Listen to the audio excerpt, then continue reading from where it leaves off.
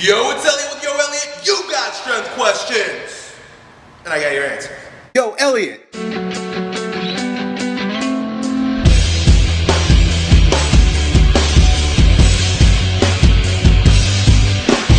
Today we got a great question about muscle imbalances from our buddy Binda. That's a tribal ass name. Check him out. Yo Elliot, I've got some strength problems that you can help me out with.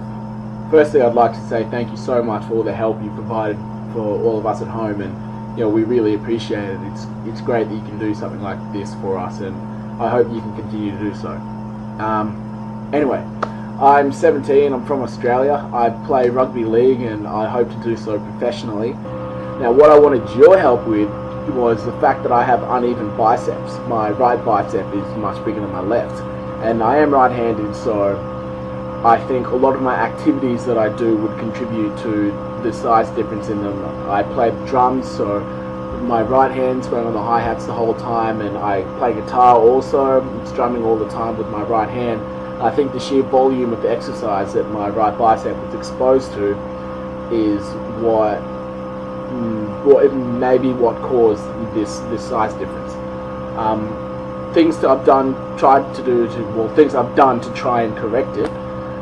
I've switched from using barbell exercises, so barbell curls, barbell bench. I've switched to dumbbells, and that hasn't actually helped with the...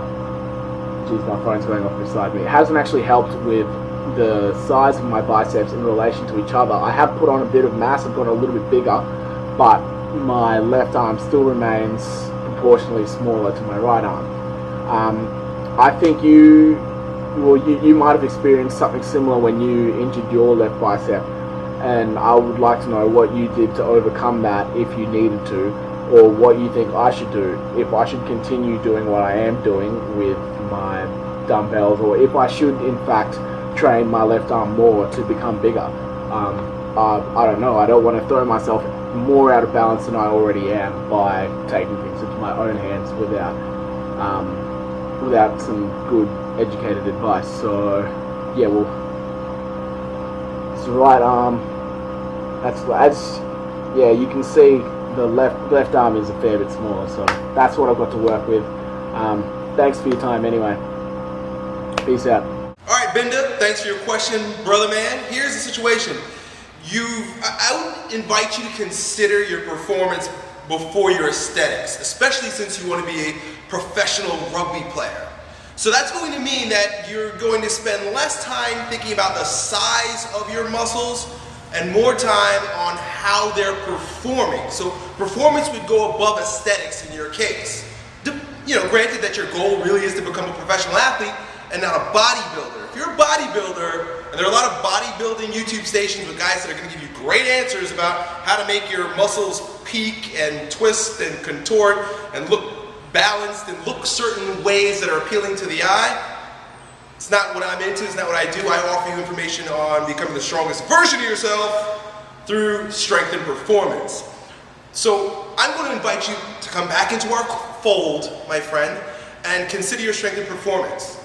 You're probably not going to have that much of an issue with your bicep because it's more of a peripheral type muscle.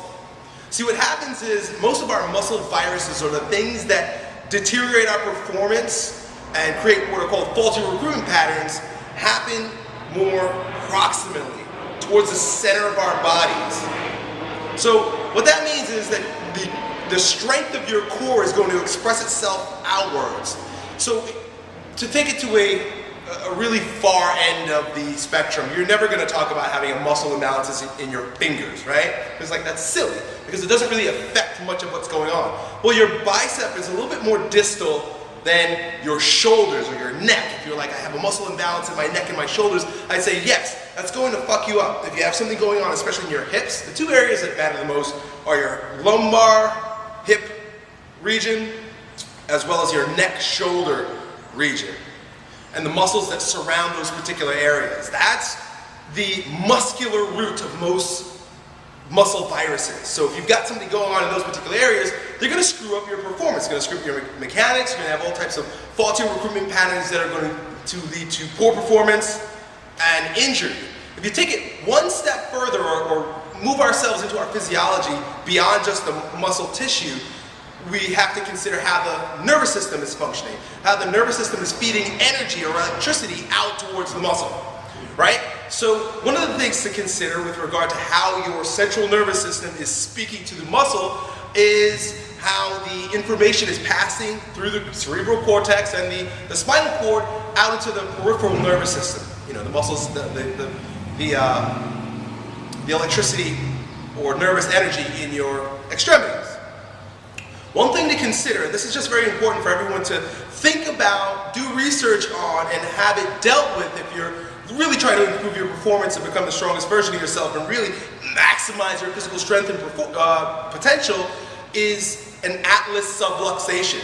The atlas is the very first vertebrae right below your skull. So you can imagine how important that first vertebrae is. If it's sublux, meaning that it's not in the right place, then all the information that passes through it is going to be distorted, and that distorted information is going to reach all of your muscle, all the core muscles like we talked about, which will extend out into the peripheral muscles, as well as your organs. So you can have a screwed up liver because it's not getting the right nervous energy or the right bioenergy from the central nervous system because of a subluxed atlas. And you will often know that you have a subluxed atlas, which a lot of times that's like the root issue of a lot of these muscle imbalances, by the amount of strength that you could produce in your limbs.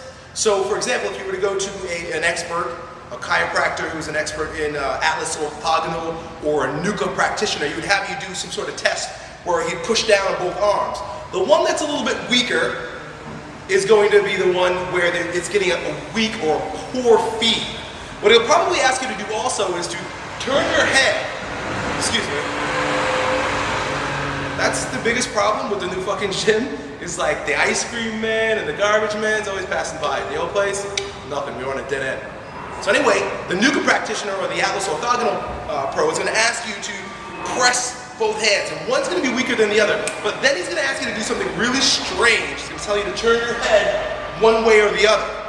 And depending on which side you turn your head, you're going to be able to automatically produce the type of strength that would be needed to balance out the two sides, just by turning your head.